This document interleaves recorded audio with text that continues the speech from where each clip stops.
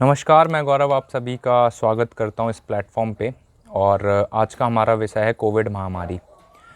इस विषय को लेने के दो कारण हैं। पिछले साल का जो कोविड है और इस साल का जो कोविड है उसमें हम कंपैरिजन भी करेंगे। तो जैसा कि हम सबको पता है, देश और दुनिया के जो हालात बने हुए हैं अभी कोविड की वजह से, लाखों लोगों ने अपनों को खोया है और यह सिलसिला आज भी जारी है।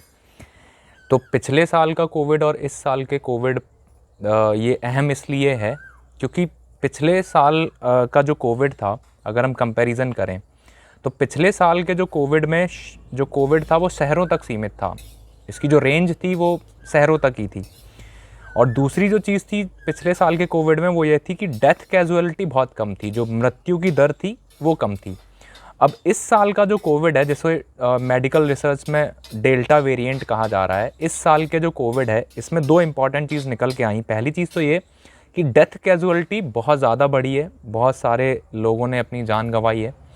और दूसरी जो चीज़ है वो ये है कि शहरों से निकल कर ये कोविड अब गाँवों तक भी फैला है। हमने कई सारे गाँव देखे, उन गाँव में काफ़ी ज़्यादा नंबर्स हैं मृतकों के या पेशेंट्स के।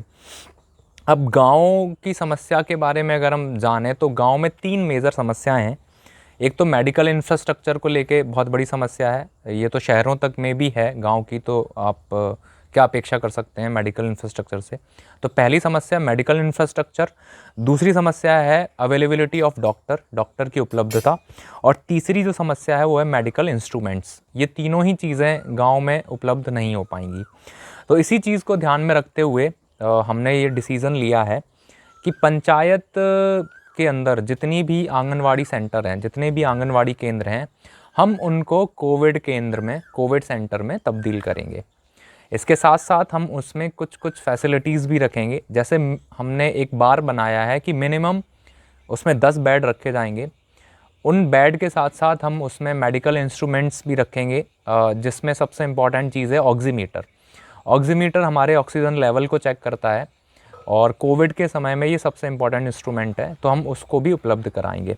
इसके अलावा एक टैबलेट है पैरासीटामोल, जिसकी उपलब्धता हमारे आंगनवाड़ी सेंटर्स में आपको मिलेगी।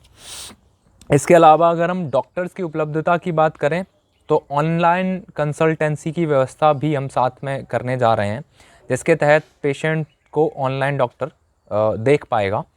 तो ये 3 बड़े काम हैं जो हम गांव के स्तर पे कर सकते हैं, जो हम करने जा रहे हैं। इसके अलावा इन सारी चीज़ों के अलावा एक जो इम्पॉर्टेंट चीज़ है वो है ऑक्सीजन सिलेंडर को लेके, क्योंकि कोविड में जो डेथ होती है उसका मेन जो रीज़न है वो है ऑक्सीजन की कमी पेशेंट के अंदर आती है और उसकी डेथ हो जाती है।